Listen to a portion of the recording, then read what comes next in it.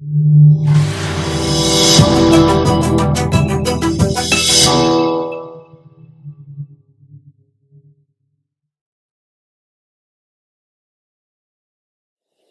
and the Preacher. There was once a preacher who was instructed by God to preach in a village. The village was full of wrongdoers. There were bullies, thieves, and gangsters. The preacher felt that no amount of preaching would have any effect on its headstrong people. He pleaded with God not to send him there, but God did not listen. Worried for his safety, but not wanting to displease God, the preacher set out for the village. He started preaching with strong words and warnings. He told the villagers that if they did not follow the path of non-violence, God would destroy the village in 40 days. The preacher was confident that God would favor him rather than the villagers and carry out his threat in 40 days' time. Every day he would sit under a tree and begin his sermons. The villagers scoffed at him at first, but slowly they started paying heed to his words.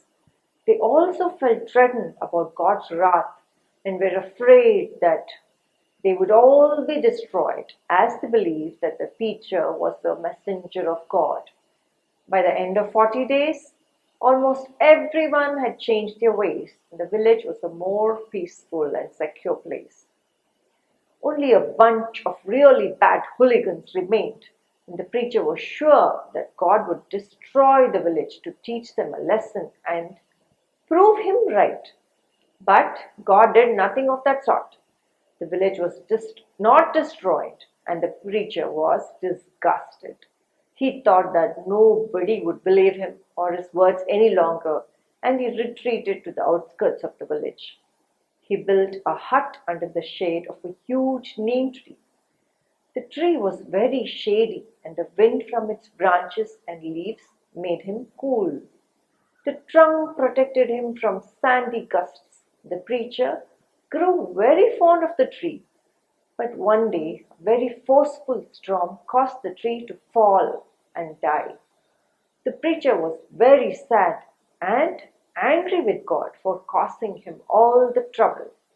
God then replied, "You feel sad at the death of a tree that you have neither sown nor nourished, and yet you expect me to think nothing of destroying the village which houses thousands of my children?"